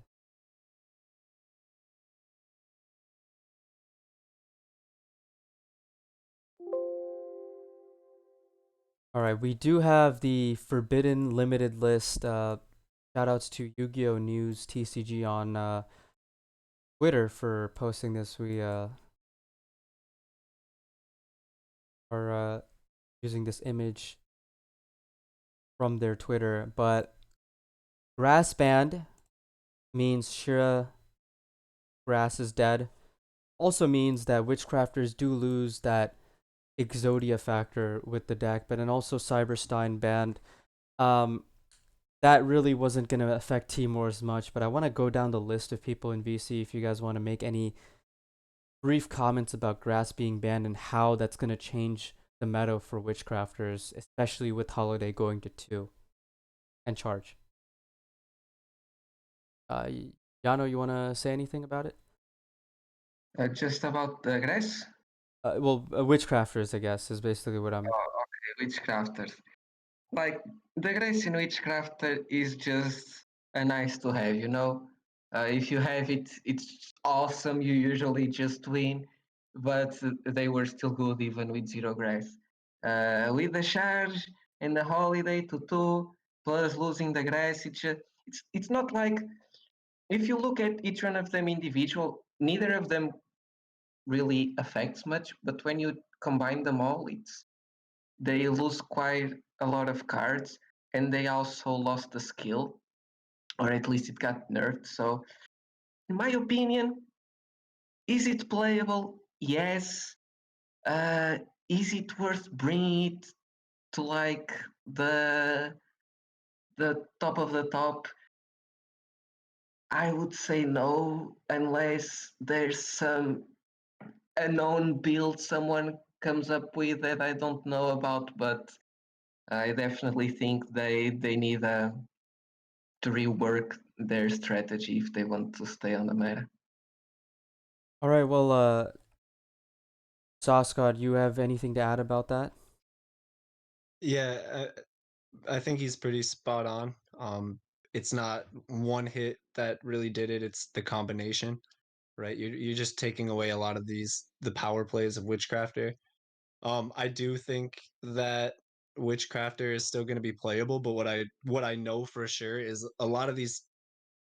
So a lot of the games that I tuned in on, there were a lot of teams that I feel like they felt like they needed to bring Witchcrafter, and it was apparent because maybe their pilot wasn't the greatest Witchcrafter player ever, or maybe didn't feel confident. And I don't think you're going to see teams bringing Witchcrafter by necessity anymore at all. Like, no teams are going to force it, at least. They're going to move away from it because it doesn't have the ceiling anymore that it used to have where you can just grass out a win. Yeah, that Exodia aspect is really strong there. Now, Andy, I want to shift the discussion to you a little bit. You won a YCS with Grass, and you definitely have great performances with Grass Shiranui back when that was a powerhouse deck, and now Witchcrafters, you've had a lot of success with that deck. You don't have Grass anymore in this game. You ran away from TCG when Grass got hit, and now it's hit here. What are you doing now? Like, are you gonna play Magic the Gathering? What's going on? So I heard that grass is actually legal in Japan. Oh, okay, you're So moving to I've been Japan. looking at some floor plans, right? And like with COVID, it's like pretty cheap right now. Well, there you go. There you have it, guys. Andy's moving to Japan. Probably already hit up soon. Soon they are going to be roommates for the future. But moving on a little bit from the discussion from Witchcraft. Actually, I do want to talk to Neg about Witchcrafters. He did talk a lot about on his stream. Jano says that he doesn't think it's going to be as powerful. Saska also agrees that it's lost a lot and a lot of adjustments do need to be made. But Neg, 2 nights ago, I believe, or maybe it was last night, you made a tier list and you put Witchcrafters as the best deck, standalone tier 1 deck in one of your drafts. You want to elaborate on that? A lot of people are not convinced. All right, so a lot of this is speculation. However, I think presently, I think the tier 1 is either Witchcrafter or Witchcrafter and Karakuri. And the reason being is that Witchcrafter, the number of cards you actually take out of the deck is very small compared to some other decks. And like the cards you're taking out are like the really high impact, like, oh, I just win this game cards. The thing about that is that, in my opinion, if your deck is good, you don't need those I win cards. Like, I think this is very true if you look at, look at decks like Crystron's. If you can play the game and your engine is strong, like it doesn't matter if you have like a bunch of auto win cards or no auto win cards. Really, it's about if you win. So, in my opinion, like if you need to rely on grass, then I don't know what to tell you. Well, another hit was the charge and the holiday. You can't play semi limits anymore, so no more Neos engine, no more witchcraft. Sorry, Machine Angel ritual. Protect yourself from the removal that decks are playing. And so, do you think that that also makes a big difference, or not so much? I think to a degree it does make a difference. I think semi limits offered a decent amount of versatility. You look at the mirror match, and then Witchcrafter would run enemy controller for the mirror match. However, you wouldn't really run Econ in like other matchups. It's like a general card, but if you run Econ, it's mostly just for the mirror match. And I think Machine Angel Ritual is in a similar vein. It's not a dead card, but you would mostly be running in it for Karakuri, you know? Yeah, yeah, So great point. Now, these semi-limit cards are like they hit a specific matchup, but like you're actually fine if those matchups aren't there. well, one thing I do want to add, Nag, you did mention Karakuri and Witchcrafters, playing that Machine Angel ritual for the Karakuri, but now they don't have it anymore, and they did lose that turn 1 grass, which actually did help them a lot in that matchup when they did draw it. You think that matchup just got a lot worse for Witchcrafters? I think it got worse for Witchcrafter, but Karakuri also got like weaker just because it's forced to play more traps, and generally just traps are not as good against Witchcrafter unless it's like Karma Cut. So Okay. Yeah. Now we're gonna move on to the elephant in the room with 2 cards being hit for that deck. Or I guess, yeah, 2 cards being hit. Alistair and Keeper. Neos invoked. If we do go back to our I- I'll just say it to save time, but Neos invoked was 55% in week 1, but now Alistair's at 3. They cannot play CC in the deck anymore. Switcheroo got hit, and it's only once per duel as well, and so they aren't able to utilize that as well anymore. But the biggest hit of all is that Keeper went to 2, and you can no longer play Keeper in the deck unless you want to play 1 Keeper, 1 Neos Fusion, which just would not be a good idea. A lot of people, however, I've noticed have been still testing this Neos variants, a more controlly version of it with maybe balance or ETH. I know you guys have your games this week, but based on what you guys have seen so far from the Asian community or from the NAEU community, you guys think that people should just leave it alone and let it die, or do you think that there's a serious chance of it being effective somehow in this new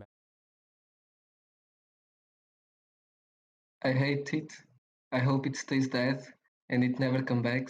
Please and thank you. meta? I don't really see how it survives too well, personally. No, Wower, you Um, wanna say? Yeah. yeah, my teammate Kidman probably doesn't like what I'm gonna say, but just throw it away, please. It's not good anymore. Amen. Neg? Konami throw it in. Konami threw it in the dumpster, and so should you. Well, there you is, guys. Pretty uh, imbalanced, I suppose. Everyone just saying just to throw it away. So maybe you should. We'll see what the Asian community does have to say about it, because a lot of players from various regions, whether China, Japan, Taiwan, have been testing different versions of this deck, but we'll see if they have any success with it, and we'll definitely see it in week 2 if it is of any value. Final thing, sorry, actually 3 more things to talk about in this ban list, but one, to bring out onto the table, Blackbird Close finally going to 2.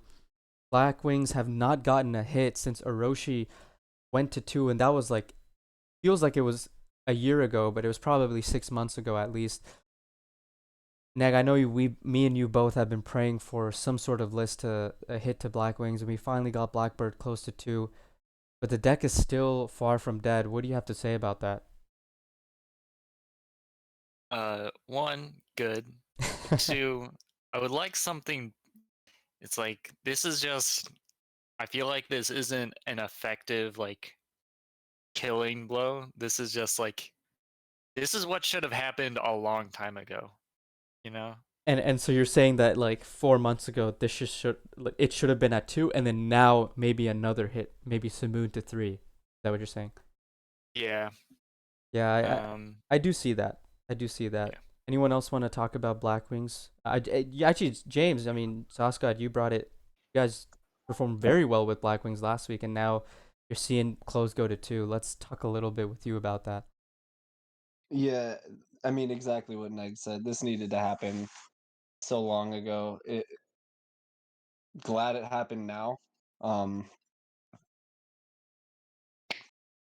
to pick my words right. I think obviously the deck is still alive. However, losing close is the reason that this deck was so good and continued to be so good for so long. It's still a good combo deck. It's still an OTK deck, but like, yeah, it lost. It lost quite a bit of power there against things like just like they were saying, like Element Saber, right? I mean, Element Saber is hit as well, but that really helped that matchup a ton. Having a close in general, just against everything, man. It's busted card. Well, Andy, you wanted to chime in on there, didn't Yeah, I think Andy is away right now, but Jano, you want to say something?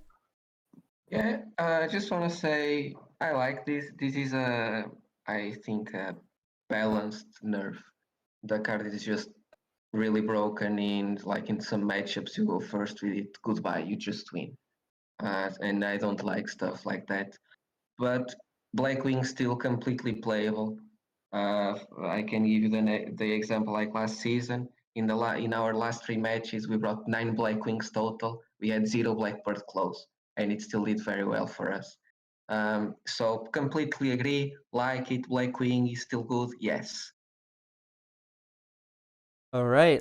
Next deck I want to talk about the best performing deck of week one with the 50 4% win rate. Or actually the second best performing deck of week one, but the most played deck in week one, Element Sabers. I mean, a massive hit getting Alistair to 3. You can't play Palace and Alistair both at 3 anymore. A lot of people are working on bringing some sort of Element Saber deck into light, but so far to no avail in the tournaments we've seen so far, the 2 Battle Phase tournaments. But we have seen a lot of other variants of Invoked, Roids and Magician Girls trying to become relevant, fitting into the meta. Anyone want to make a comment about E-Sabers and how big of an impact it's going to make not having E-Sabers in the meta?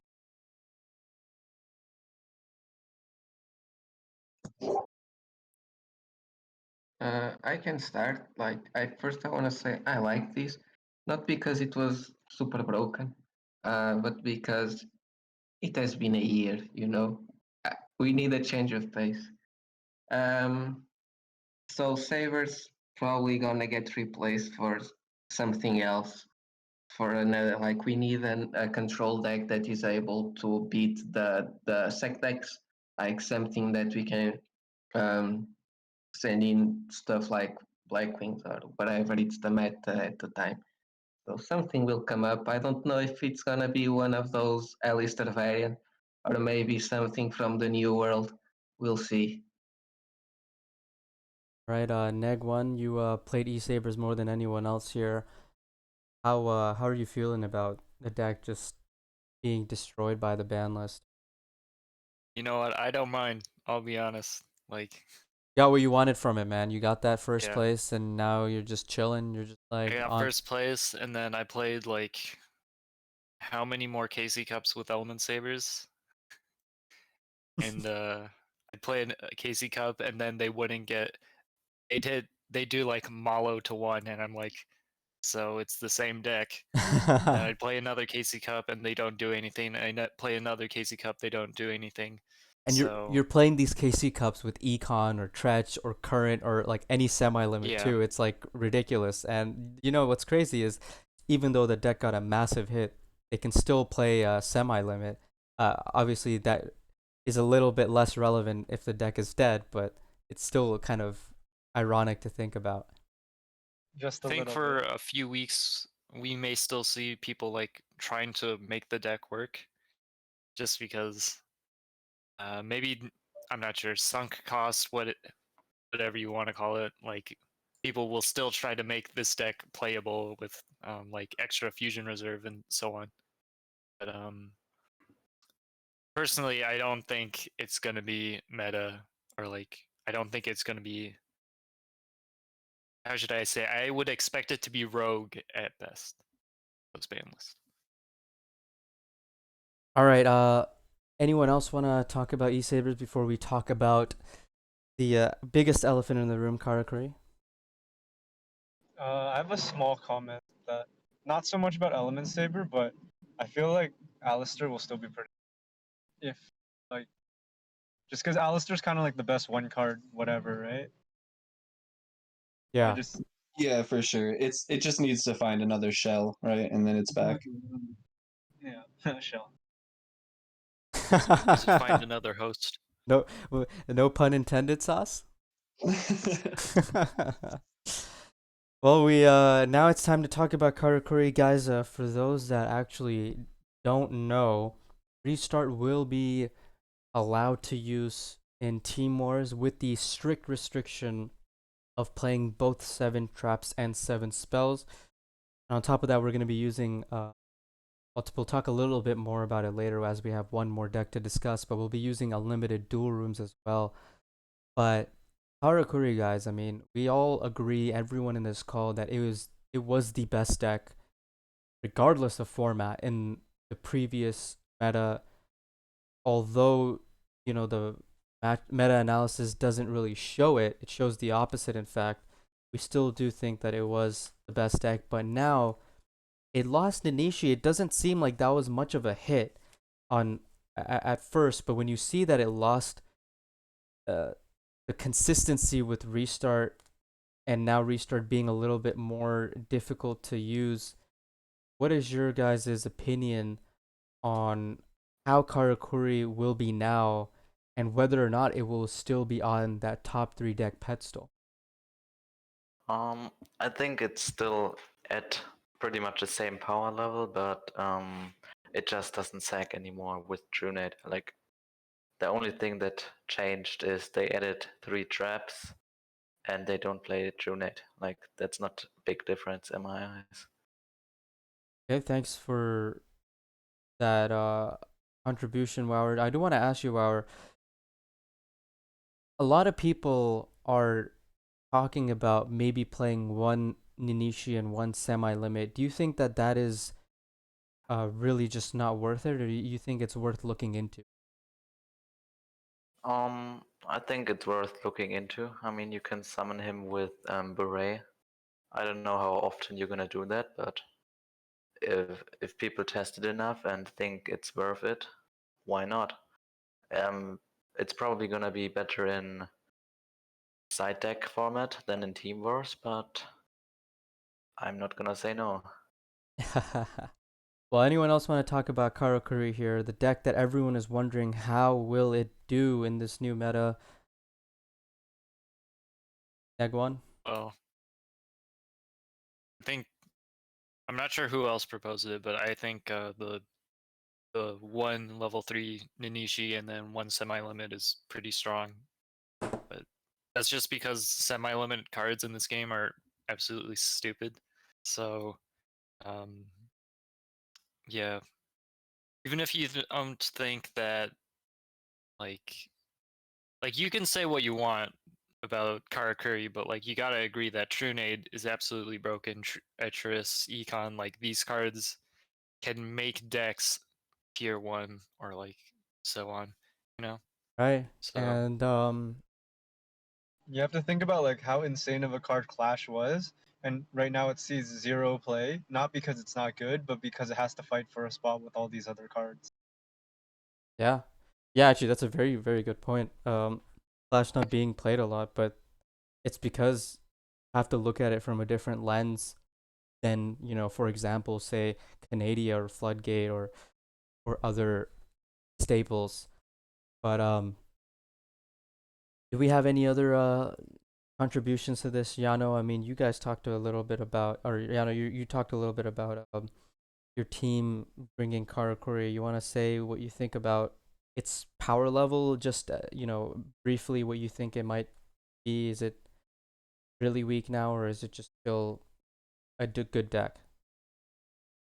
It's still good. Like you lost consistency. Like you lose one of your starters, or it's not Ninishi doesn't do anything, but the Ninishi cash play, you will open that less often, and no restart. Also, no switcheroo now, because that also got hit. So no cyclone switcheroo synergy anymore, and losing your semi-limited is also, I think that's the biggest hit, losing your semi-limited. Of course, you can do the one-on-one, but if you do the one-on-one, you lose a lot of plays that you could do mid-game, unless you use other level 3.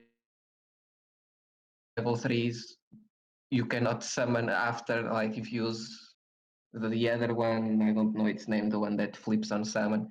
You can use the cash on that one, but it doesn't help you. Or you could also use more gamma oils, and revive the Ninishi to go into your desk bot or whatever you need. Uh, but it's kind of rough.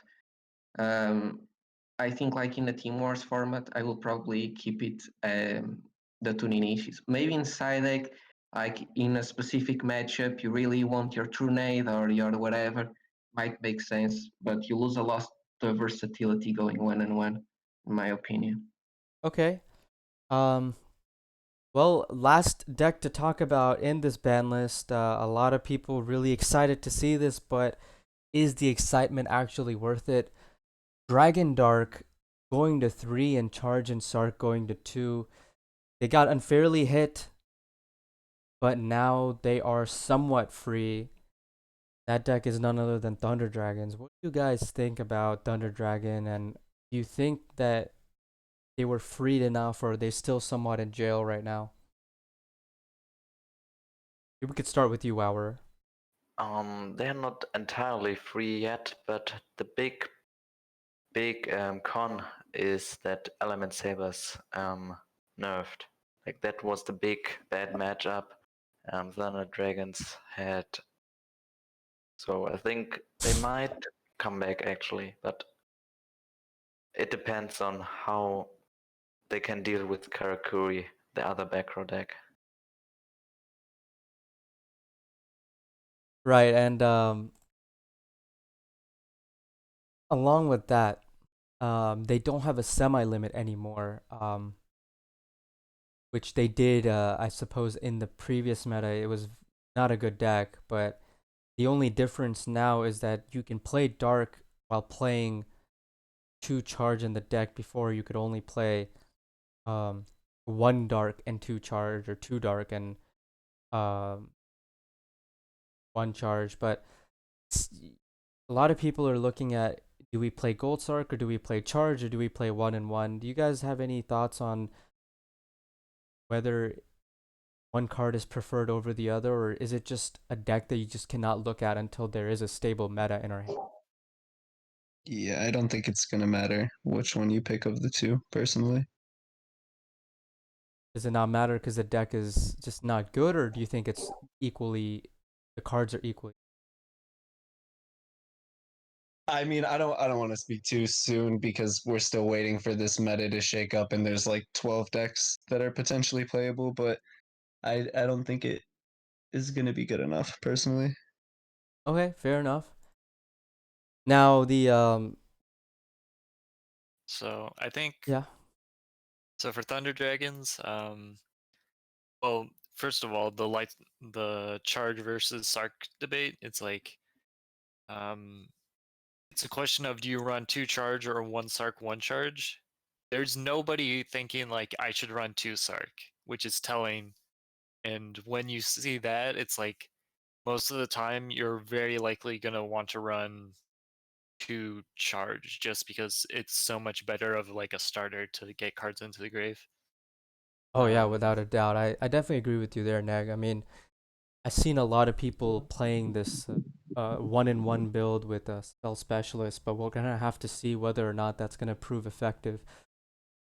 Scott definitely summed it up pretty well. There's so much that could possibly be viable right now, and for a deck like Thunder Dragons that can't even figure out a list yet, it's really hard to figure out if they will be meta.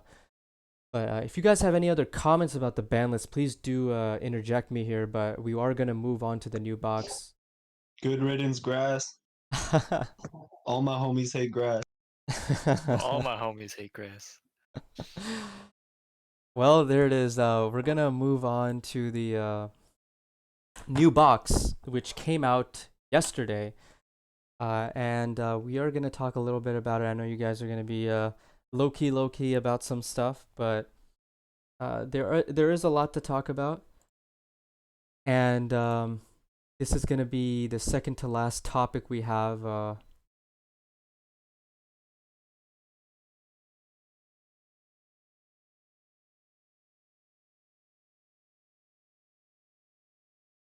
Definitely did not mean to do that.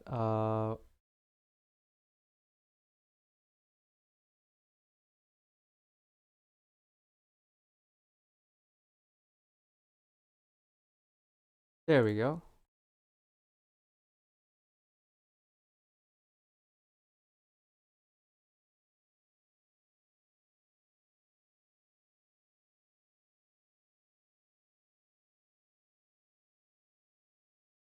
And on this stream, we have the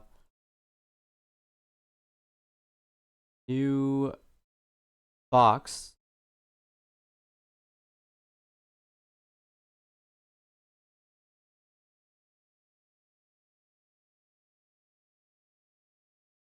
Managed it. So Wower is now leaving us. Thank you, Wower, for your contribution to today's discussion.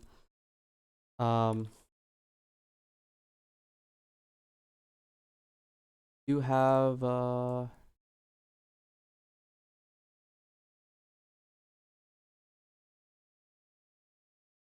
right, there it is. So Exceeds coming into the game, the signature card for Exceeds being number 39 Utopia. What do you guys say about that card? Do you guys think that it's gonna have some viability, or is it just gonna be a suppose a fan card? It's certainly going to have viability because we don't have, like a plethora of different rank cards right now, exceed cards. So if you have a deck that the only option is to exceed summon, you're going to be putting things like this into a lot of decks. I mean, so in terms of like being in decks viability, it's for sure going to be there. In terms of how is it going to affect the meta, it's probably a different story. Yeah, and Kamikaze in the chat saying that he got a Prisma Utopia. I actually got one too. I'm hoping it becomes meta just for that reason. But I don't want to go through all the cards. There's a bunch of cards and a lot of other streams and streamers have done that already. What I do want to talk about is the Gagaga deck that that has taken a lot of people by storm. A lot of people have mixed opinions about it. Some people think the skill is ridiculous. Some people think that it's still not good enough, the deck. Now, Negwan, I want to start with you. You did talk a lot about this on your stream. What do you think the place of this Gagaga deck is going to be in the meta? And is it going to be that new deck that can just abuse semi-limits to stay relevant? Okay, so I think Gagaga as an engine is pretty neat, but the problem is that we don't have anything for it to do. So I think a lot about, you look at that and you think, have we seen that before in Duel Links? And I would say yes. If you look at Thunder Dragons, probably as a prime example, on release Thunder Dragons, they were kind of like underwhelming, but you could see that the cards had potential in them. They just didn't have an outlet to go into. They didn't have like a boss monster. So I would say Gagagas are very similar. They have an insane skill which just lets you add whatever. Like it's nuts by any standard. And if we get a good rank 4 that you can just turbo into with the deck, I'm sure it'll like take off. But for now, it's just not there. All right. What do you want to add to that, Sauce?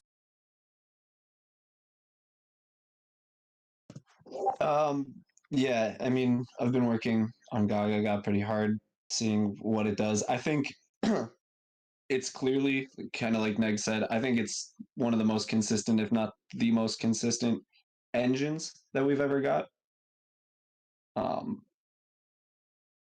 the thing just pops off. You can't really brick too easily. Doesn't brick too often at all because of the skill. Yeah. And beyond that, it's really going to come down to what people are feeling about the deck. Some teams, I'm sure, are going to think that it's really underwhelming, and some teams maybe have found out a list that is playable for certain reasons in a team wars type format. So I think we might see it next week.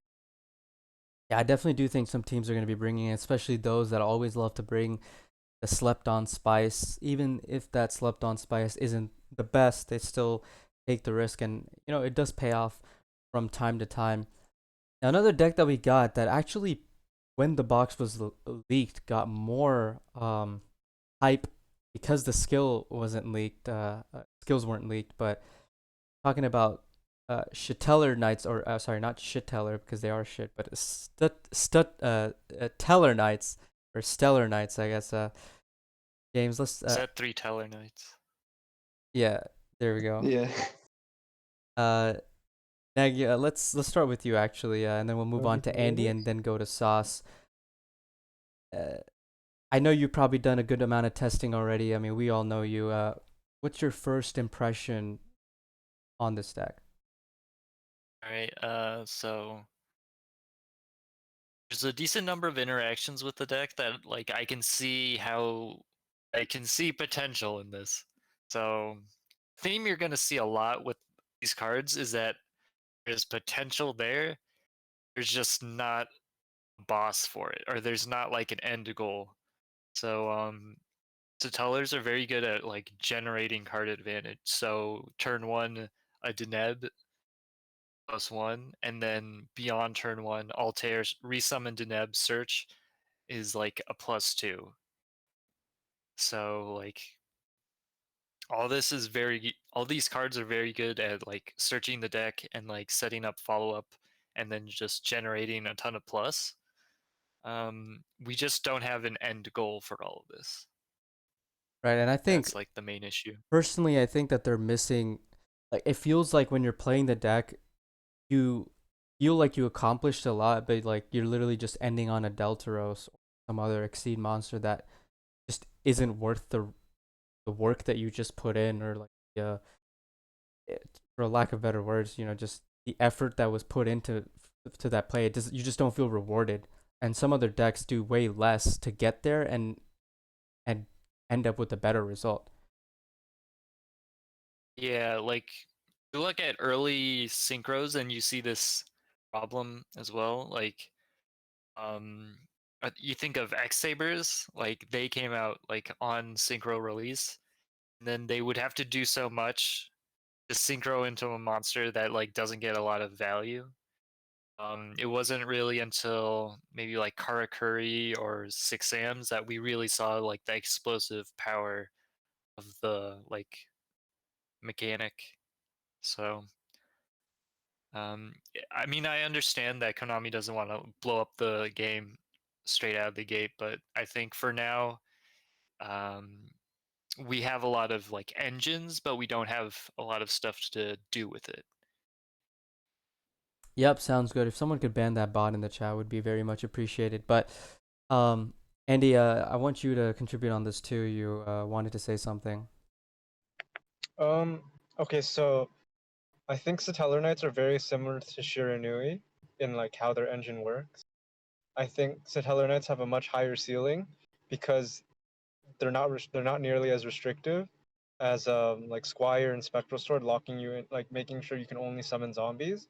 Satellar Knights, they have the attack restriction, but in terms of what you can make, you can pretty much make anything. But the problem right now is that you're basically making like vanillas that don't really do anything.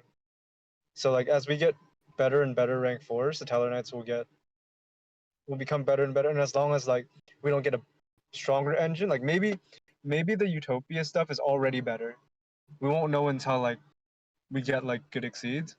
But unless that's true, or unless like we get another archetype for rank 4ing that's like better than Satellar's, any rank 4 that comes out from this point on will only make Satellar Knights better. And like we've seen with like at least with Shira, that the formula for how to build this type of deck is like it's already there. So I think as long as Satellar Knights can get a win condition, either like any type of exceed that actually does something, I think they'll become really good. So to sum up what you said, Andy, you're basically saying that it's future potential. Yeah, like I probably wouldn't skip Deneb if I was like going into this box. Is all I'm saying. Okay, okay. So, to all in the chat, I mean, Crow is in the box. People are digging for that. The poor Yeah. plebs like me are digging for their second and third Phoenix chain, which I did get. and some other people that are kind of confident on this Gagaga deck have also dug for the Utopic UR and the right here, and then the Gagaga sister. But a lot of people are trying to skip that Deneb card just because it's 3 times Mm. through the box. But Andy Mm. definitely saying that, hey, you know, I think like the must get from this box is all the exceeds, but probably only one of, like, you probably only need one of each. So pretty much like if you're going for 3 of anything in this box, you can like all the exceeds. You don't have to like reset 4, because if you're going for 3 of any card, you'll probably get at least one of each exceed, right? I think Fiendish Chain and DD Crow are the ones that you should probably reset for, assuming that you got at least one Fiendish Chain previously from a selection box, which is likely, I'll say. You probably don't have to like reset, like as hard reset for it as you would for DD Crow. And then Deneb is like, I personally wouldn't skip it. I could see if you skip it, because like I don't think Satellar's would be a tier 0 deck, and like as in like a deck that you have to have these cards, and if you don't, you can't play anything else. But besides that, I think everything else in the box is pretty much not needed in multiples. The Utopic UR is also not being played in 3s because of the skill, and the deck is probably not good without the skill either. So you probably don't need to do that. well said about that, Andy. Anyone else want to talk about the tellers, shit tellers? Can I talk about other deck from new box? Yeah. Go ahead. You can start the conversation So about other deck. I went in new box for the Bushins. Yeah, I Bujins. Yeah. Bushins. It's best deck. Please bring it versus us. A lot of them. It's super good. Like if you have a monster, you win basically. Yeah, awesome. Best. Now, in all honesty, this box lot of potential for sure. Lot of good generic stuff like the crow, the Shane. Shane finally free from the selection box for us free to players. Yeah. And but yeah, in terms of decks, even if there was a deck, I wouldn't tell you, of course, because I need to win, you know. But it's not looking that great right now. Yeah, But at least definitely. Andy had a very good point about, just if you feel like, the box just isn't for you and you are okay with not having Satellers later down the road if they get better support. Andy's point is very good that you should just go through it one time just so you can get the Utopia, get maybe one Crow, get the the Samurai, the Tsukiyomi, and there was it the level 6 number 25. So Force focus. huh? Force focus. Yeah. And so just for the future, There's a rank 3. I think it's a SR. I probably wouldn't skip that either. the But like I melody, said, like at least go through it once, even if you're not planning to get like DD Crow or anything. mellow melody. Yeah, that one. He's talking about Granosaurus. Granosaurus, yeah, Granosaurus completely nerfed by the errata. It only inflicts 500 now instead of 1000. That 1000 actually would have been very relevant, but for errata. Are you Cowboy isn't relevant because it only does 400? Well, Cowboy has a second effect that's pretty good, but Cowboy isn't in the box though, right? It's in the structure. Which I guess we can start talking about the structure now, unless you guys have anything else to talk about in this box. Yeah, I was just gonna make a quick comment. I think of the same mindset as Andy on the restarts, but for Bujin, he was saying, or not Bujin, I'm sorry, for Satellar Knights, he was saying basically anytime we get a better rank 4, this deck's gonna get massively better. And I think you can apply that same mindset to Gaga as well. They're both in kind of that same scenario, I would say. Right. Now, actually, before we move on, I want to quickly talk about DD Crow, and that's likely the card that's going to make the most impact in tournaments, in the side deck aspect. But Team Wars, doesn't have side deck, and so I want to ask you guys if you think we'll see from teams main decking this card just to ensure that they win some matchups that may be problematic. You want to start with it, Andy?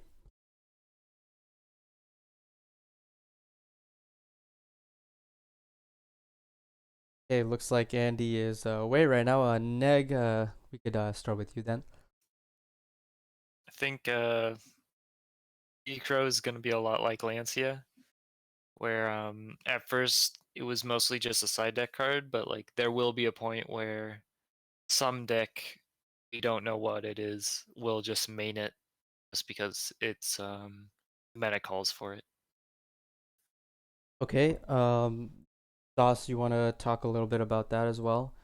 Yeah, that's exactly right. The card's not going away. That's kind of what Andy was saying. This is the card from the box that you're gonna want to get. Hand traps are busted. They're always gonna be, the most effective card for situations like this. And when the meta calls for it, DD Crow is gonna be something that you're gonna want a lot of.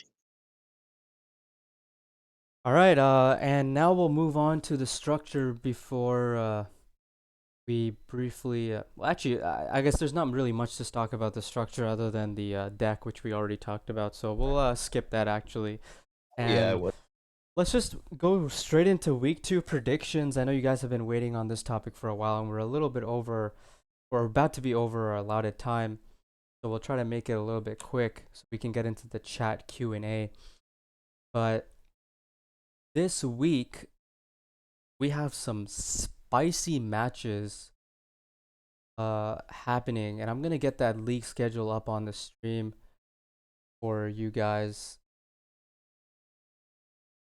We'll go down the list. We got the week 2 schedule currently on the stream, and the first game on the list is Diffusion versus Toon Squad. Jano, you are in the call right now. Team, last week had to play Pharaohs, which definitely a tough opponent. They've known to be a top team in many seasons in the league. But now you guys are playing, a newer team that hasn't been in the league since season 1. They just came this off season. What is your guys' approach in making sure you're not sleeping on new teams and making sure you approach them correctly? Like I don't care who I play on a good way, not disrespecting anyone. I always give the best to every team, and that's exactly what we're gonna do. Play it by the book, and hopefully win again. That's it, basically. Don't risk, no nothing. Just do what we do best, and shuffle well and draw well. That's also important. Win some coins. Well, the And next take it up. game on this list that has someone in the call right now is Forbidden Ones versus Bricks and Potatoes. Andy, you've played against Forbidden Ones quite a lot since season 3. You want to comment a little bit about how tough of an opponent they can be at times and what you guys are going to be doing this week? Make sure you come out with a W. All right. So Forbidden Ones for me are not a team. Hold on, give me a sec. Yeah, sure Are thing. not a team that you can underestimate, but also like they're not a team that I feel like I don't know if I should say this. Never mind. I have no comment. Definitely not a I, team I you can wasn't gonna sleep say on. anything. I wasn't gonna. Yeah. I wasn't gonna say they suck. I was gonna say something else, but I don't want to give away our strategy, so I don't want to say anything. Fair enough. I respect that you don't want to give them any sort of advantage. Andy definitely did mention that he thinks that they're a team you cannot sleep on. And when you do look at Forbidden One's record over the past seasons, definitely struggling to get to the playoffs, but they always have big names that they beat every single season. And definitely never can sleep on them. Now, James, you are Saskat, actually. I don't know how to refer you because people know you Just call me as. James. Everybody does. It's easier. Oh, okay. Well, James, you're playing against Small Gun. You saw them with a shaky game last week. They definitely know what they need to do to fix their mistakes from last week. But you guys came out um, with a bang. But one thing in similarity you guys both had is that both your teams had the added benefit of winning with a DQ win, and now you guys are both ironically and coincidentally playing each other. But aside from that, Yeah, Smogon coming off a break, and you guys coming off a weak season. What is your expectations from your perspective here? well, I mean, I would say I love Smogon. I'm a huge fan of Smogon. I think their story is awesome. The fact that they're not looking for new players. They're a group of friends that play together, and that's all it is. And they've won an entire season doing that. I think that's great. And they're absolutely not a team to underestimate ever. We wouldn't do that. But I think regardless of our last season, teams know what Phoenix is about. We currently hold the RD record in any season in Team Wars with like I don't know, it was like plus 30 something, some ridiculous number. I think they are certainly the team that's more worried about playing us. We're just gonna do, exactly like Jano said, by the book. Same thing we do every week. Last season was a pretty unique circumstance. Besides that, we've always gone 7-3. We don't plan on, or 7-3 or better. We don't plan on losing very many games, and we certainly don't plan on letting next week even be close. So we're not too worried. Sounds good. Good luck to you and Smogon. Hopefully, we see a fantastic and entertaining game. Maybe I might try to stream that. Hopefully, if I can get my hands on it. Them partner streamers are very pesky. Get those games right away, but I'll see if I can try to snatch it. Anyway, moving on to the next game that I wanted to talk about, Forbidden Memories versus Tier Zero. Neg, we talked a little bit about this in private, but I want you to kind of open a little bit about it on stream and talk about your guys' expectations coming off a very much needed win week one. So I think whether this is week 1 or week like 10, this is not a knock on Forbidden Memories, but they just like don't really prepare. And that's not in the sense that they don't they're lazy or whatever. It's just like uh um how should I say, we're like Tier Zero and FM, like we're friends. A lot of us are like cool with each other, and we know like the atmosphere is just like we show up and then we just have a ton of really good players and we just destroy the opponent. And then not to say that they won't like criticizing words on FM. what? Yeah, could you repeat that, please, Andy? Oh, never mind. I was just nothing. Never mind. All right. Well, no one. I don't think anyone heard you there. It was a bit muffled, but Neg, you did mention FM has not been one of the teams that definitely it focuses more on player performance and making sure players don't misplay rather than uh strategy or whatnot. But FM has always been one of the teams with players that know what the new meta is gonna be like. They have people like Zeta and now Mazurek and McMurphy have been historically good at shifting into a new meta. I want to talk a little bit about your team adjustment to new metas historically and what you guys may do different this time around to make sure you guys can well adverse to. So I think whatever new meta comes, like our team is actually much more willing to test. Like we'll sit around in like our duel room and like just test everything we think could be good. Because that's just the type of players we are. Um, so I think we're gonna see if there's anything broken from the new box or like if anything stands out post Banlist that wouldn't have worked, earlier.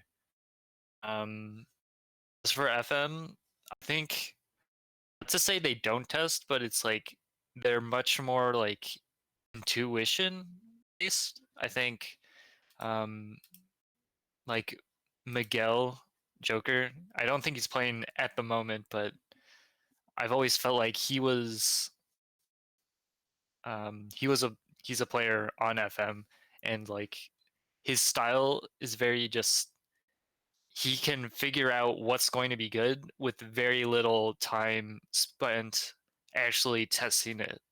He can just look at the format and see, well, this will be good or this won't be good, and for these reasons or whatever. And I think that's just the general sense on FM without like giving away too much. But I think even if they aren't going to test a ton, I think they'll definitely have a good idea of what will be good. Yeah, fair enough. I mean, I think FM players especially are going to respect a lot what you just said, and I think what you just said is completely true. They just have that, sixth sense about meta changes and what's going to be good and not. So I'm very excited to see your game this week. I know both teams are going to come out with um, high preparedness levels, and hopefully we can get a fantastic, exciting match.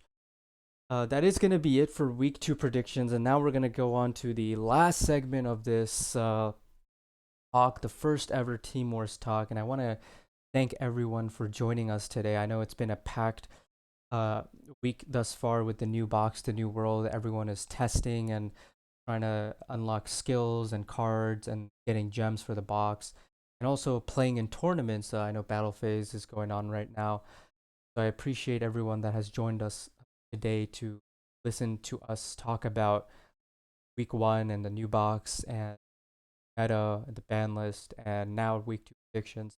But we also want to take this time to get your guys' involvement with this talk.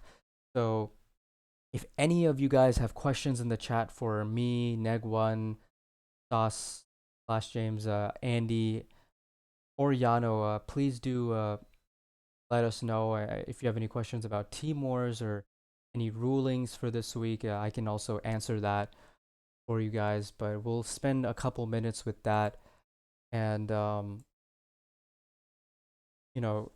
start to wrap things up here. Otherwise, while we do wait for chat to say a few things, I do have some questions for you guys just about your experience with Team Wars so far this season. I mean, Yano, James, Neg, and Andy, what do you guys think about this season so far, and how your experience has been, not only the meta, just Team Wars? I imagine all of our feedback right now would be generally positive, considering we all want our.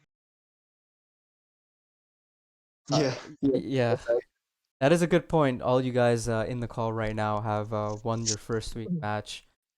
James, I know you've had I'm not gonna sugarcoat it. You've had some concerns and some criticisms in the past, but things have been looking a little bit different this season for you. What do you think about this season thus far? yeah, I'm a pretty outspoken on Team Wars and rulings and stuff, and that's one of the main reasons for that is just because I've been around for so long, and I really do think that I know sometimes what's the best route that we should be going in terms of policy and things like that, although I don't take on any of the responsibility of that because I'm lazy and shit and would rather just sit and complain. But I, I can honestly say that you guys are doing a great job. You guys are always doing a great job, even if I am being salty about things. I just think that with a league format like this and being the league that we are, this is a much more professional league than any other league by far in Duel Links. The way things are handled, there needs to be somebody that's consistently like, hey, yeah, that's a good way to do things, but we could do it this way and it might be better. Sort of a mentality. But either way, I think, most of the steps, if not all of the steps this season have been great. This meta is great, or it's new at least, which I think is what's got everybody else on this call excited and happy to be moving from 1-0, being 1-0, winning your first week, and then jumping into this new meta is a really good feeling. So yeah, everything's looking really positive for this season. I love it. Well, I appreciate that, Neg, or James, and I think everyone in the chat, every staff member in the chat that has contributed to Team Wars, whether they're an advisor, a rep, a mod, or a commissioner, or even a streamer, because they are really the backbone of Team. All of them, refs even, are gonna appreciate what you just said, and I do also speak on their behalf and say that that's very kind of you to say. We are working our asses off to make sure that we set that standard of professionalism, and we do it really well with these amazing graphics that Sharon and Cat Noir have made for us in very, very quick fashion too. But I think we don't have any questions for the chat, and we're gonna wrap things up here. Excuse me, I'm can't even talk anymore. But before we do go, I want to talk about Fantasy League. I know any stream you watch me on, I'm a broken clock, just talking about this all the time. But I want to mention teams are going to be finalized, or the team creation deadline for Fantasy League for this week is actually tonight. It's not Thursday night like it was last week. Last week there was an exception because it was the first week, but it's going to be every Wednesday night, 11:59 p.m. EST. So make sure to make your teams. There are less teams right now than last week because I think people are so occupied with the world and stuff like that. But don't forget to make your teams. And thank you all for listening to us and Jano, Neg, Sauce, Andy, and Wower for talking with me on this. See you guys next week. Thank you so much. Yeah, thanks. It was awesome, guys.